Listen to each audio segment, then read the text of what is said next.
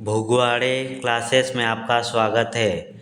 मैं आपको महत्वपूर्ण राजनीतिक कथन पढ़ाऊंगा और यह छठा भाग है जो net JRF set TGT PGT LT grade Haryana assistant professor MP set के लिए महत्वपूर्ण है।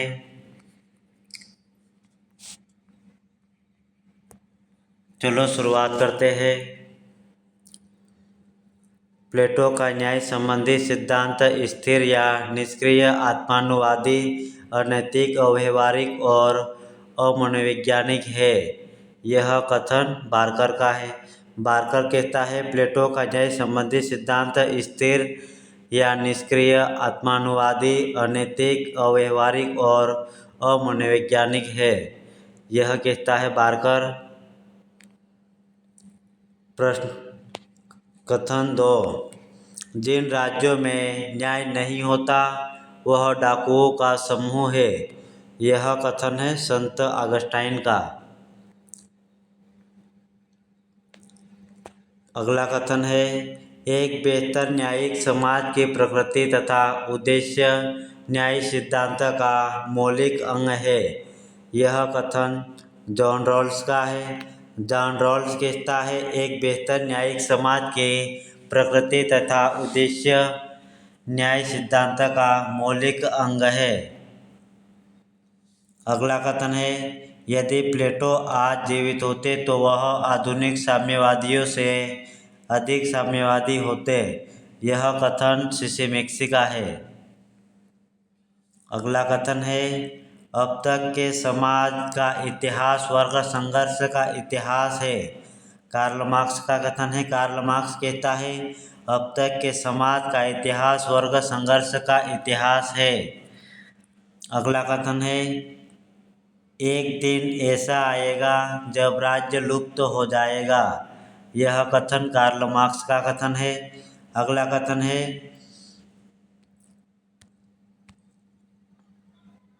मनुष्य की चेतना उसके अस्तित्व को निर्धारित नहीं करती बल्कि उनका सामाजिक अस्तित्व उनकी चेतना को निर्धारित करती है।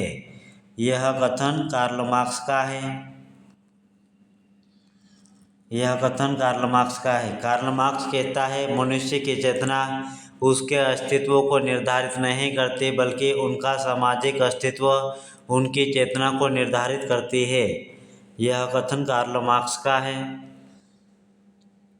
अगला कथन है मार्क्स ने साम्यवाद को अस्त व्यस्त स्थिति में पाया और उसे एक आंदोलन बना दिया।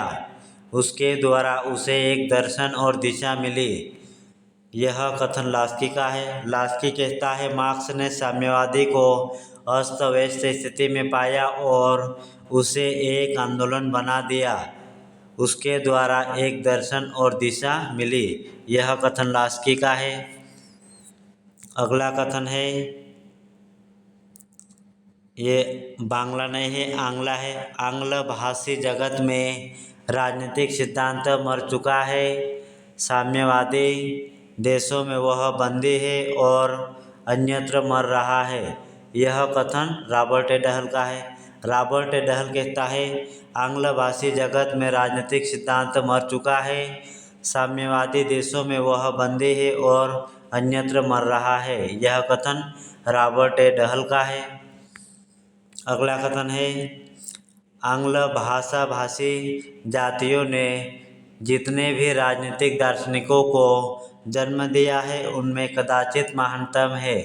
यह कथन थॉमस हॉब्स का है। थॉमस हॉब्स के बारे में कहा जाता है आंग्ल भाषा भाषी जातियों ने जितने भी राजनीतिक दार्शनिकों को जन्म दिया है उनमें कदाचित महानतम है। हॉब्स को माना जाता है। अगला कथन है मार्क्सवादी केवल वही है जो वर्ग संघर्ष मान्यता को मजदूर वर्ग की तानाशाही की मान्यता तक ले जाता है। यह कथन लेनिन का है। लेनिन कहता है मार्क्सवादी केवल वही है जो वर्ग संघर्ष की मान्यता को मजदूर वर्ग की तानाशाही की मान्यता तक ले जाता है। अगला कथन है लेनिन का मार्क्सवाद के सिद्धांत की दृढ़ता में एवं कठोरतम स्वीकृति होने के साथ परिस्थितियों के अनुसार इन सिद्धांतों के स्वतंत्रतम बदलते हुई व्यवस्था है। यह कथन सेबाइन का है। सेबाइन कहता है लेनिन का मार्क्सवाद मार्क्स के सिद्धांत की दृढ़ता में एवं कठोरतम स्वीकृति होने के साथ परिस्थितियों के अनुसार इन सिद्धांतों के स्वतंत्रतम बदलते हुई व्यवस्था है। अगला माओ का प्रसिद्ध कथन है। माओ कहता है शक्ति बंदूक की नली से निकलती है। यह कथन माओ त्से-तुंग का है। अगला कथन है विश्व के मजदूरों एक हो जाओ, तुम्हें बेड़ियों के अतिरिक्त कुछ नहीं खोना है, पाने के लिए सारा संसार है। यह कथन कार्ल मार्क्स का है। कार्ल मार्क्स कहता है विश्व के मजदूरों एक हो जाओ, तुम्हें बेड़ियों के अतिरिक्त कुछ नहीं खोना है। अगला कथन है समाजवाद एक टोक के समान है जिसकी आकृति बिगड़ चुकी है क्योंकि प्रत्येक व्यक्ति उसे पहनना चाहता है। यह कथन C.M. जोड़ का है। अगला कथन है समाजवाद परिस्थितियों के अनुसार रंग बदलने वाला गिरगिट के समान है। यह कथन रेमजो मेयर का है। रेमजो मेयर कहता है समाजवाद परिस्थितियों के अनुसार रंग बदलने वाला गिरगिट के समान है। यह कथन रेमजो मेयर का है। अगला कथन है मंत्रिमंडलीय उत्तरदायित्व के लबादे में नौकरशाही पनपती है। यह कथन भी रेमजो मेयर का है। अगला कथन है समाजवाद से अभिप्राय आय की समानता के अतिरिक्त कुछ भी नहीं। यह कथन बर्नार्ड शॉ का है। अगला कथन है राज्य एक मशीन से बढ़कर कुछ नहीं है। यह कथन एंजेल्स का है। एंजेल्स कहता है राज्य एक मशीन से बढ़कर कुछ नहीं है। अगला कथन है यह निश्चित है कि सरकार की उत्पत्ति बल प्रयोग परिणाम स्वरूप तथा बल प्रयोग द्वारा होती है। यह कथन हर्बर्ट स्पेंसर का है। अगला कथन है अधिकार कानूनों का तथा केवल कानूनों का फल है। बिना कानूनों के कोई अधिकार नहीं है। कानूनों के खिलाफ कोई अधिकार नहीं तथा कानूनों से पहले कोई अधिकार नहीं है। यह कथन बेंथम का है। बेंथम कहता है कानूनों का अधिकार कानूनों का तथा केवल कानूनों का फल है। बिना कानूनों के कोई अधिकार नहीं है। कानूनों के खिलाफ कोई अधिकार नहीं है तथा कानूनों से पहले कोई अधिकार नहीं। यह कथन बेंथम का है। अगला कथन है कानून नियमों का वह समूह है जिसे राज्य मान्यता देता है और न्याय व्यवस्था के प्रशासन में लागू करता है। यह कथन सालमंड का है। सालमंड कहता है कानून नियमों का वह समूह है जिसमें राज्य मान्यता देता है और न्याय व्यवस्था के प्रशासन में लागू करता है। यह कथन सालमंड का है। अगला कथन है राजनीतिक दल ही देश में तानाशाही के उदय से हमारी रक्षा का सबसे बड़ा साधन है। यह कथन लास्की का है। लास्की कहता है राजनीतिक दल ही देश में तानाशाही के उदय से हमारी रक्षा का सबसे बड़ा साधन है। अगला कथन है कर्तव्यों के उचित क्रम निर्धारण का नाम नागरिकता है। यह कथन विलियम बायट का है।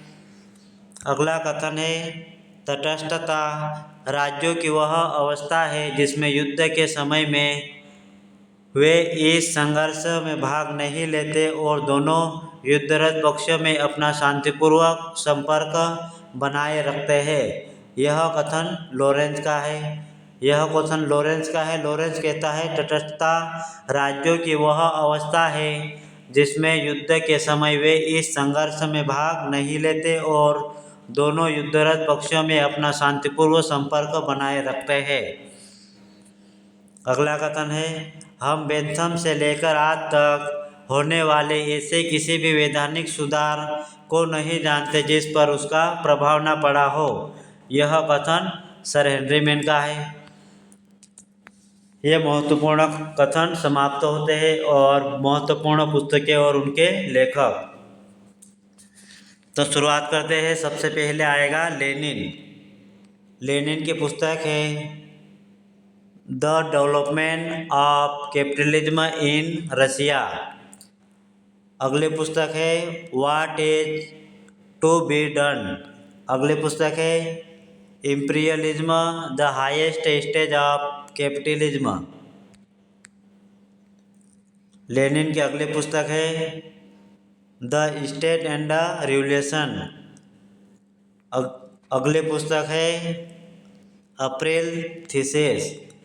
अगली पुस्तक है materialism and the empirio criticism. अगला लेखक है एरिक फ्रॉम। इसकी पुस्तक है एस्केप फ्रॉम फ्रीडम। दूसरी पुस्तक है fair of freedom. Nelson Mandela की पुस्तक है लॉन्ग वॉक टू फ्रीडम। अगला महत्वपूर्ण लेखक है Amartya Sen development as freedom. अगला लेखक है मिल्टन फ्रीडमैन। इसकी पुस्तक है कैपिटलिज्म एंड द फ्रीडम। अगला लेखक है जोसेफ राज। जोसेफ राज की कृति है द मोरलिटी ऑफ फ्रीडम। अगला लेखक है जॉन क्रिस्टमन। इसकी पुस्तक है positive freedom past present and the future. अगला लेखक है हैरी फ्रैंकफर्ट। इसकी पुस्तक है freedom of will and the concept of a person. अगला लेखक है हर्बर्ट मार्क्यूजे। इसकी पुस्तक है वन डायमेंशन मैन। अगला लेखक है हेबरमास। हेबरमास की पुस्तक है लेगिटिमेशन क्राइसिस। अगला लेखक है विल किमलिका। विल किमलिका की पुस्तक है कंटेम्प्रेरी पॉलिटिकल फिलोसॉफी। अगला लेखक है हन्ना ओरेंट। इसकी पुस्तक है ऑन ह्यूमन कंडीशन। अगले पुस्तक आएगा ऑन वायलेंस। अगले पुस्तक आएगा ऑन टोटलिटेरियनिज्म। हन्ना ओरेंट की अगली पुस्तक है ऑन टोटलिटेरिज्म। अगला लेखक है सैमुअल पी हंटिंगटन। इसकी पुस्तक है political development and political decay. अगले पुस्तक है political order in changing society. अगली पुस्तक है सैमुअल पी हंटिंगटन की है द क्लैश ऑफ सिविलाइजेशन। अगली पुस्तक है the third wave of democratisation. अगली पुस्तक है सेबी मैकफर्सन की पुस्तक है the real world of democracy. अगली पुस्तक है डेमोक्रेटिक थ्योरी एसे इन रिट्राइवल। अगला लेखक है F.A. हेयक। इसकी पुस्तक है रोड टू सर्फडम। अगली पुस्तक है लॉ लेजिस्लेशन एंड लिबर्टी। अगली पुस्तक है द कॉन्स्टिट्यूशन ऑफ लिबर्टी। अगला लेखक है क्विंटर स्किनर। इसकी कृति है लिबर्टी बिफोर इम्पीरियलिज्म। अगला लेखक है डेविड मिलर। डेविड मिलर की कृति है द लिबर्टी रीडर।